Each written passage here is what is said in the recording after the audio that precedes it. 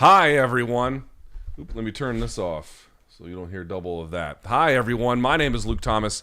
It is currently 7 p.m. or so East Coast time right here on the 9th of September. I come to you now with breaking news. Not that breaking, broke about an hour or so ago, but we want to do a live reaction now. As a reminder, BC is in Atlantic City. He's doing Showbox tonight. So here I am giving you this live breaking news update about UFC 279. And as a reminder, join me right here tomorrow on Morning Kombat, right after the fights are over. I will have a post-fight show for you as well right then and there. And of course, you can subscribe to the channel if you'd be so kind for tomorrow's show. For any kind of sake related to Morning Kombat, hit that subscribe button, give us a thumbs up. You know the drill. All right, let's get right to it. Not a moment to waste. Here's how this goes. UFC 279 has had a lot of changes. Let me start with make sure that everything is good. Yeah, here we go. Let me start with the biggest part of the update first. It should be might be a little loud. Turn it down just a second. There we are. All right. 3 new fights, but the same 6 fighters related to UFC 279. Here's what it was previously. It was in your main event, Nate Diaz obviously taking on Khamzat Chimaev. In your co-main event, it was Tony Ferguson taking on the Leech, Jingliang. And then it was another welterweight contest between Kevin Holland and Daniel Rodriguez. All 6 are still on the card, but now everything is kind of flipped around. Here's what I mean. What you had was this morning, Khamzat Chimaev missing weight by 7.5 pounds. We will get to that in just a second. We talked about it live on MK this morning as it happened, but I have some further thoughts on it. Secondly, you had the situation between Holland and Rodriguez. Remember, Rodriguez took the fight on short notice, so they bumped it up to a catchweight contest closer to about 180 pounds. So the UFC had some choices to make. Jingliang weighed in at the welterweight limit, as did Tony, as did Nate. Khamzat closer to 180, obviously, and the other 2 were already closer to 180. So they shuffled it in the following order. Your new UFC 279 main event is Nate Diaz taking on Tony Ferguson. Yes, your co-main event. By the way, a 5-round co-main event, according to a UFC press release that I received just prior to going live. Khamzat Chimaev taking on Kevin Holland. Kind of noteworthy since those 2 had a bit of a dust-up that not by itself, but ultimately helped contribute to the cancellation of the UFC 279 press conference. And then last but not least, the Leech is still on the card. He will be taking on Daniel Rodriguez. It's funny, I saw some odds come out already. Let me see if I can check them out here. Related to the new matchups. Remember, Nate Diaz, or excuse me, I should say Khamzat, when he was fighting Nate Diaz, was like a roughly minus 1,000 or more favorite. I saw some people saying he should be a minus like 2,000. He was obviously like a tremendous, tremendous favorite. Listen to these odds now. Nate Diaz taking on Tony Ferguson. Caesars, our friends at Caesars have it as a minus plus 115. Excuse me, what am I saying, a minus plus? For Nate Diaz, they have him as a plus 115. For Tony Ferguson, a minus 135. They have Diaz as a slight favorite. So the first thing you want to notice about this contest, it is eminently more competitive, right? The odds by itself don't necessarily say that. You already know that to be true, but this kind of reflects the narrowing of the gap here. Remember, it didn't really make a whole lot of sense that Nate Diaz was fighting the number 2 guy in the world. The story, of course, is that he tried to fight Tony, tried to fight Chandler, tried to fight Poirier, tried to fight Luque, any number of other fighters. UFC didn't want it, and so they went to them with Chimaev. I'm told that was very surprising to the UFC, but they loved the idea. And then they took it and ran with it, and here we go. He was using it to get out from the UFC, but it didn't really make a lot of sense for a guy that senior, that, frankly, he's kind of old, 37 for fighting, certainly on the older side, let's put it that way, fighting the number 2 guy in the world. That just didn't, it's like, wow, that's a real big leapfrog. That could actually get kind of dangerous. You don't see UFC odds at minus 1,000 very often. You saw them there. Now you got a much more competitive fight. In your co-main event, it actually worked out more competitive in that direction as well. Khamzat Chimaev taking on Kevin Holland. Again, our friends at Caesars have Chimaev at about a minus 500. They've got Kevin Holland at a plus 380. So it's still about where Chimaev is sort of heavily favored, but you have to love this contest because Holland was already much bigger in weight by virtue of not having to cut to the normal welterweight limit because he was already ready for the catch weight. So now he takes on an opponent who is, I think, a little bit closer in size, so to speak. I still think Chimaev will be the bigger, stronger dude. I mean, he is favored for probably good reason. But you get, again, a somewhat more competitive bout. I think, is Holland ranked at welterweight? I don't know if he's ranked. Let's see here. Let me pull it up here live in real time. I don't think Holland is ranked, but he's going to be closer to that sort of 16 to 20 space. Certainly, I should say, yes, he'll be closer to that 16 to 20 space than Tony or Nate were. So, or wherever they ended up sitting. Obviously, they only show you the top 15, but you get the idea. He was much closer to that space. This is a much more difficult fight, relatively speaking, for Khamzat, even if I grant that he is the deserving favorite. Then, of course, the Leech is the one that has to take the biggest ask here, because his opponent, Daniel Rodriguez, might be a tougher fight than Tony Ferguson. We don't quite know that to be true, but that seems like not an unfair assumption, number one. Number two, Rodriguez is taking the fight on short notice, so he's still dealing with a lot, but he only had to make the catchweight limit this morning to face off against Holland. The Leech made it all the way down to, I think, 171. So he's going to have to fight a guy who's a little bit bigger. This is going to be a catchweight bout of 180. Now, of course, he can rehydrate to his heart's content, and so can Rodriguez. So he's taking on an opponent with a bit of a lesser name who might be tougher, who's also bigger. The Leech is the one in this particular case who is having to take the brunt of the biggest portion of the change. That is unfortunate, although you can make the case that Khamzat has to take a big change and a giant L for the way everything has gone by virtue of losing his main event spot, still retaining the co-main event spot, but then sort of the stigma that comes with everything that happened here. It won't soon be forgotten. I said this on MK today. I remember when Khabib Nurmagomedov had to pull out of the fight, went to the hospital right before taking on, I was there for this, right before taking on Tony Ferguson, and that was supposed to be, I believe that was going to be the co-main. Maybe it was the main of the co-main. It was on the card. It was also Wonder Boy and, I believe Wonder Boy and Woodley. But the point I want to make was that I got news of that live on the air that Friday, so we had to react to it live on the air, and there was a while there where Khabib didn't live down some of the damage from that. Now, of course, if he comes out and has a big win subsequently, people will factor that in as well. But not a great day for Khamzat Chimaev. Here's the part about the Chimaev thing that just blows my mind. I want to talk more about the main event in just a second. And, of course, I have seen your questions. We're going to get to them here. We're going to go through them. The thing about the Chimaev one that kind of blows me away is they said what it was a medical issue. Okay, here's the thing, though. He has a medical issue that prevented him from either losing or continuing to cut the weight. We don't really know what that is. Could be some kind of, internal bodily function issue. Could be a sprained ankle. Who the hell knows? No one really knows exactly what that is. So it's a medical issue that prevented him from getting even close to cutting the appropriate amount of weight. And yet, on the other hand, he was cleared to still fight in a 5-round contest. I mean, I guess if they were going to clear him to make you might be like, well, that's what he was supposed to be in anyway, right?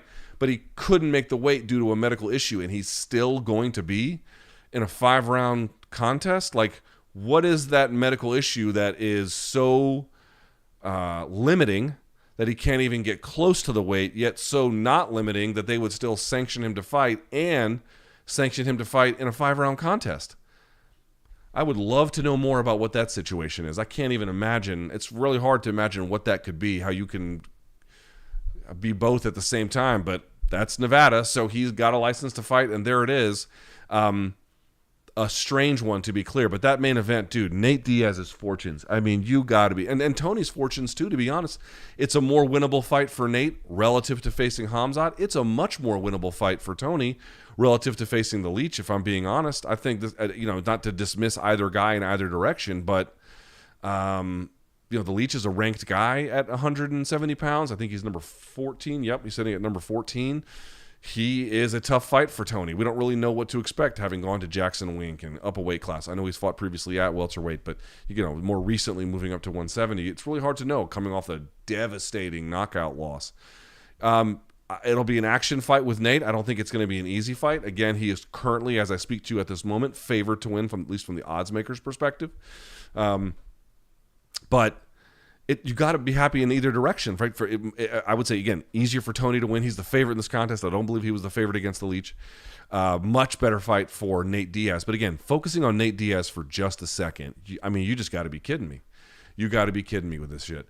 48 hours ago, this dude was staring down the barrel of the division's boogeyman in a fight that he ultimately requested out of essentially coercion, but really didn't want, took it anyway. Says he didn't really even train for the guy. Who knows if you can believe that? But was, headed towards a potential serious beating from this dude. It was really that kind of thing that was possible. And, we were talking about, could he just get a kind of loss where he doesn't lose too much face before, obviously, Jake Paul fights Anderson Silva in boxing, like all kinds of stuff. And now, a day before the fight, he has another like a fan favorite he's going up against, who is an action fighter himself. We'll see how he competes on Saturday, but as an action fighter himself in a much more winnable contest, which means he could exit the UFC, not merely, not taking a tremendous beating, but even possibly winning. Even like he could put Tony's lights out. That's not altogether impossible to imagine either. And then head to free agency. If he goes in there and beats Tony, let's say he submits him or knocks him out. I don't know if that's likely, but let's posit the scenario. Dude, he is going to go, and free agency is a term that we throw around that's not really real, but for the way in which we use it, if that happens, Nate Diaz is going to go into free agency for MMA as the biggest MMA free agent ever, like by a long shot.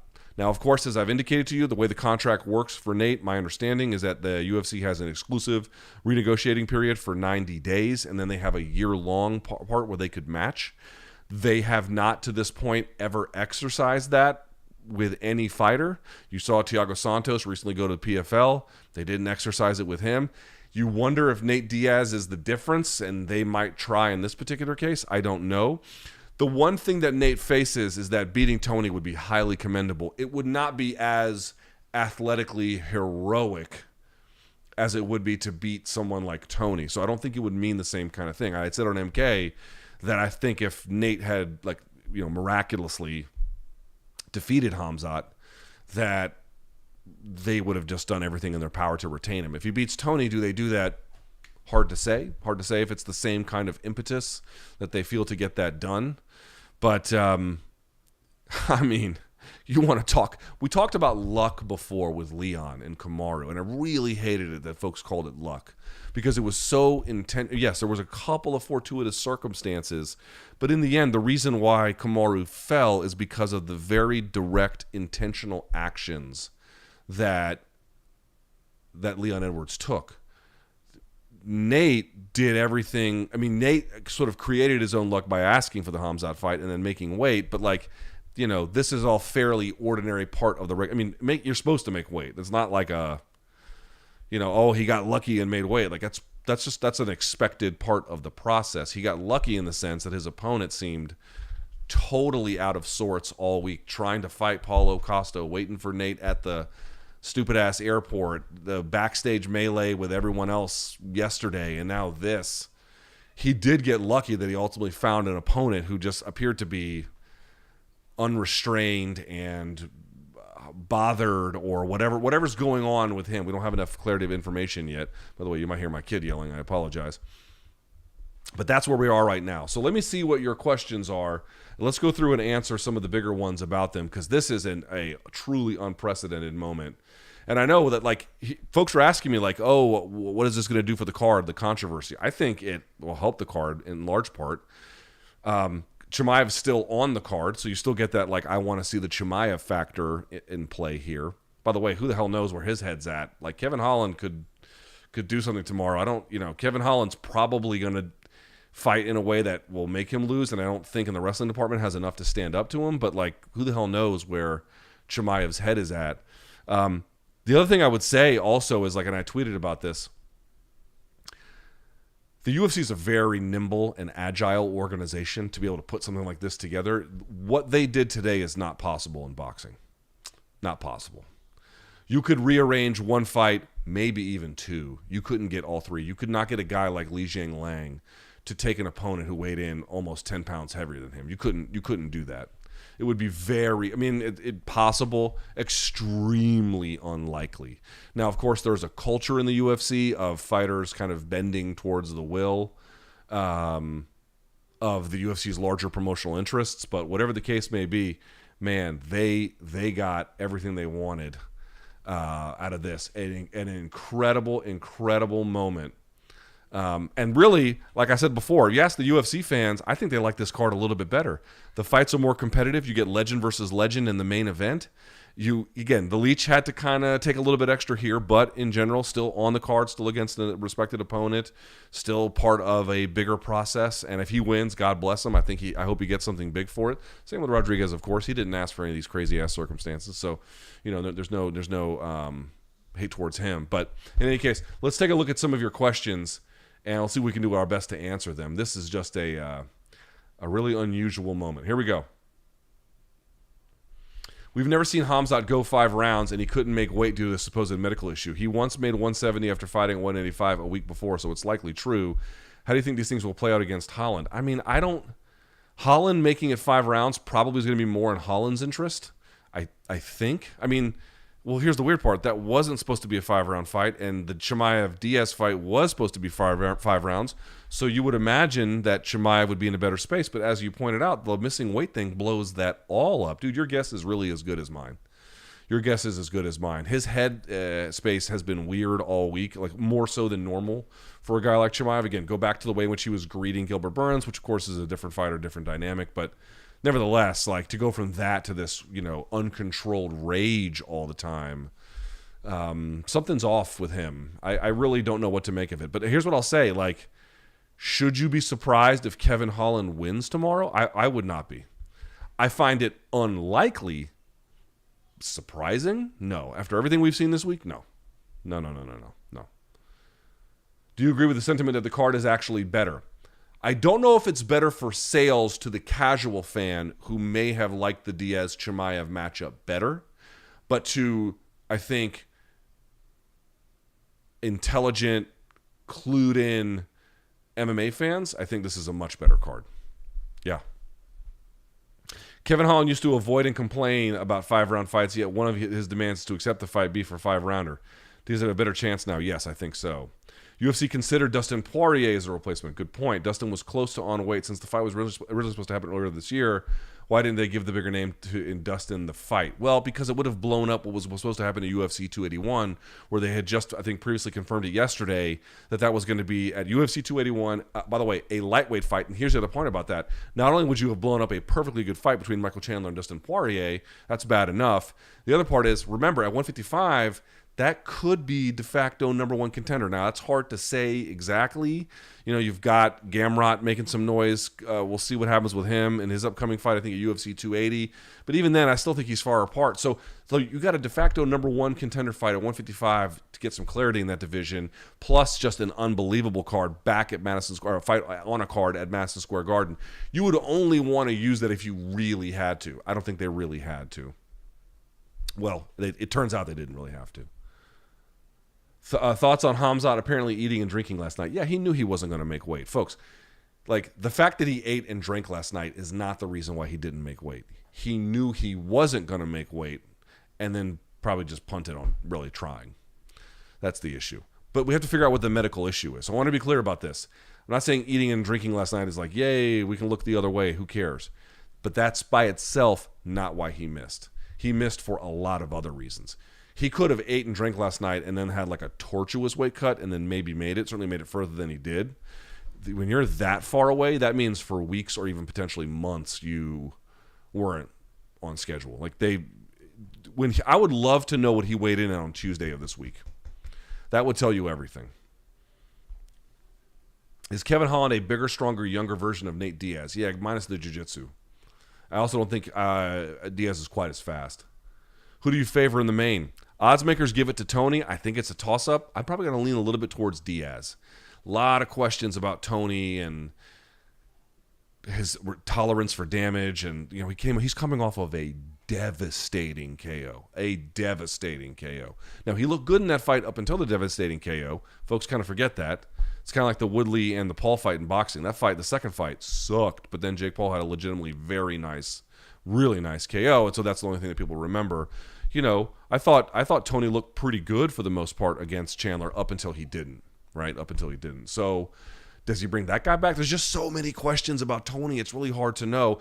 What I think we could all agree is, for both Nate and Tony, a much more winnable fight relative to what they previously had. What do you think would have happened if Holland wasn't fighting at catchweight? I don't know. I don't know.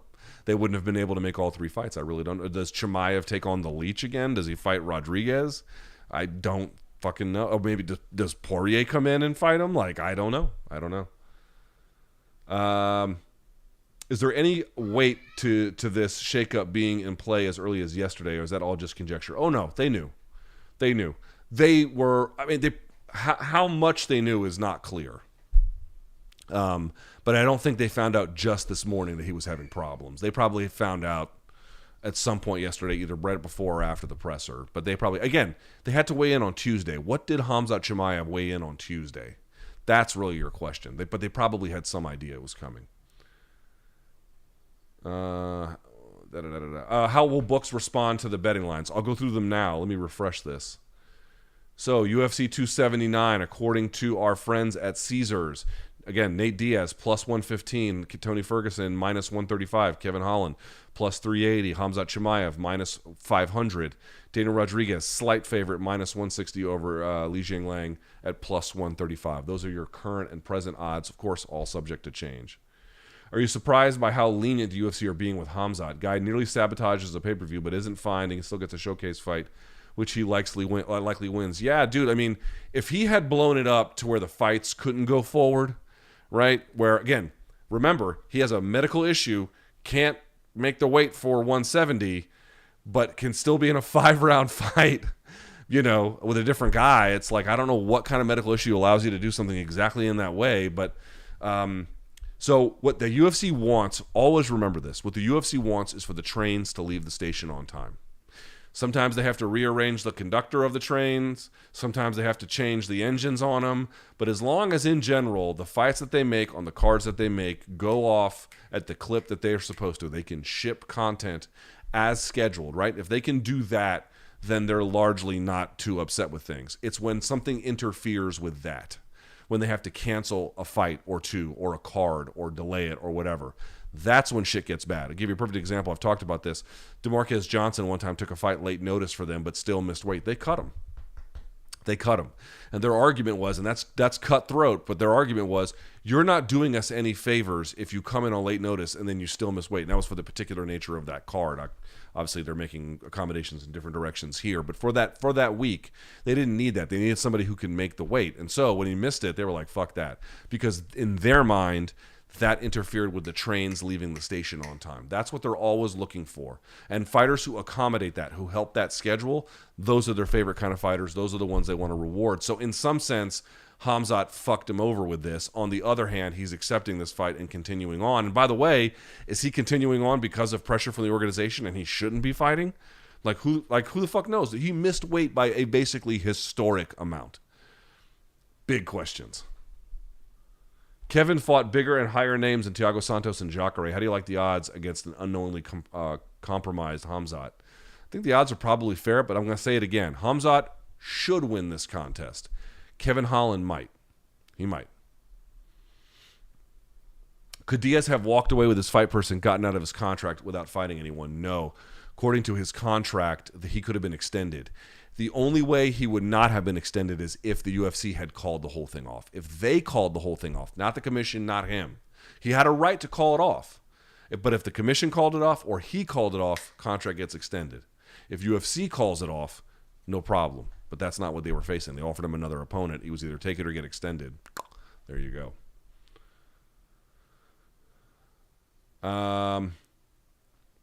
Do you think the MMA gods are looking out for Tony and Nate? Maybe just a little bit. Maybe just a little bit. They are often violent and cruel, but maybe just this once they were doing it. Is this the most dysfunctional fight week of all time? It's up there. You would have to go back to fight weeks in the aughts for something quite like this. And even then, I can't quite remember. I mean, you had Chris Barnett, who missed the limit at heavyweight. Irene Aldana and Macy Chasson, however you pronounce her last name, had to extend to 140. There was a couple other women at 145 who both needed to, get down to the the birthday suit to make it. Like, this was a crazy weigh-in week. I don't know what the fuck was happening. Chimaev is going to get a lot of heat for this weigh-in issue. I'm told he got booed at the weigh-ins, but surely it's yet another reason why weight cutting needs to be looked at. If someone's got a good idea about how to fix weight cutting, let me know. I haven't seen it. Oh, what about what one does? Yeah, what about it? That ain't a fix of anything. There are certain things you can do, but they require a lot of oversight. These are independent contractors. It's not so easy. And more to the point, it's something that folks just don't really think enough about in this way. You're talking about how do you fight competitive sweating? It's not nearly as easy as you might imagine. Weight cutting is a part of the sport. We have to kind of get used to it. You have to give credit to the UFC for building a card where they have other fights in the weight class, again, where guys are relatively, except for Chimaev, relatively commensurate levels. You can put them together in ways when something falls apart. That actually makes sense. What kind of precedent does this set to other fighters? Don't switch up last minute and get crucified, or switch up an opponent and get paid more for someone you didn't spend your whole camp preparing for. Yeah. Dude, these fighters, Nate Diaz, Tony Ferguson, and I'll give him credit not for the miss, but for accepting it. Khamzat Chimaev, Kevin Holland, Jingliang, and then Daniel Rodriguez. Dude, thank these guys. Thank these guys. This would basically not be possible in boxing. Boxers don't fucking play that game, especially A-list boxers. They don't fucking play that game. You miss weight by fucking 7 or 8 or 9, 10 pounds, you can go fuck yourself. Remember, dude, weight classes in boxing are, in many cases, 7 pounds apart. 7 pounds. Junior welterweight is 140, 141. Welterweight is 147. You know what I'm saying? Like, you're 7 or 8 pounds over. Dude, you're 2 weight classes outside of where the fuck you're supposed to be. You know what I mean? Like, they don't play that shit ever. They don't play that kind of game, and they wait for things to be much more in their favor. And I don't blame them. Their fucking health is on the line. Their traumatic brain injury concerns are there, and everything. All these guys, man. Like, and in boxing especially too, where, like, you know, a loss could be devastating. You're just gonna take another guy on last minute notice. You need to thank these fighters. You can be mad at Khamzat for all the problems that he caused, but for accepting the fight, and all the other guys, dude, you need to be grateful for them. This is not what they have to do. This is what they chose to do. And yes, under some coercion, under some pressure, I'm sure they want to make money. I'm sure they want to compete. They did not have to do this, and they chose to do it because they're fucking G's. That's why. That's why, dude. I'm telling you, you couldn't pull this off in boxing. Not on a 24-hour notice. Couldn't do it. Couldn't do it. Where does this rank on wildest UFC days? Well, when they canceled 151, that was a wild day. I was on that press call when Dana called Greg Jackson a sport killer. So that's up there. But this is top 5? When was the last time a fighter missed by 8 pounds and was still allowed to fight? And remember, missed by 8 due to a medical issue.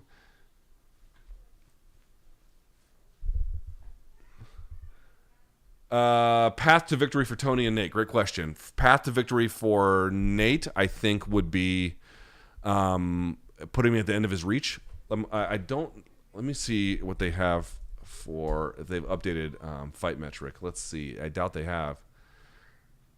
Yes, they have. Holy shit. Okay, so reach. It's identical. Interesting. I'm still going to point out that Nate Diaz, I would try to put Tony at the end of his punches. I would actually work to both back him up if you could, but also Tony's probably going to put pressure on you to intercept that. If you're Nate, intercepting the boxing pressure, clinching him, initiating the clinch when he does get in close proximity, pressing him into the fence. Because if it sets up a grappling situation, I would actually say that Nate's grappling is probably, not his wrestling, but his grappling is going to be far better than Tony's, although Tony is slick as well. Like, can't sleep on that motherfucker. His Darce chokes are amazing. But if I'm Nate, I'm going to try and box him up. I'm going to try and intercept that pressure with heavy punches. And I'm going to try and put him off balance in that way. And then again, if he tries to, and by the way, like, strikes absorbed per minute, they're nearly identical. Wow. 3.73 for Nate, 3.81 for Tony. That tomorrow might be a bloodbath. It might be a bloodbath. We'll see. If Holland wins, what's next for him? Stardom. You go in there. Khamzat is now, remember, Khamzat still had a lot of buzz, but Khamzat there were some people, which I thought was unfair, but they didn't like Khamzat's performance against Gilbert. And then he follows that up by turning in this fucking performance up to date, you know? Like, people are pissed. People are pissed at him. Kevin Holland goes in there and acts like fucking Superman already. Forget what he does on the streets to save people. Then goes in there and does that shit tomorrow night. Get the fuck out of here. That guy's going to be a star, and good for him. He'd have earned it. I'm going to do a few more of these. Some of these are starting to repeat.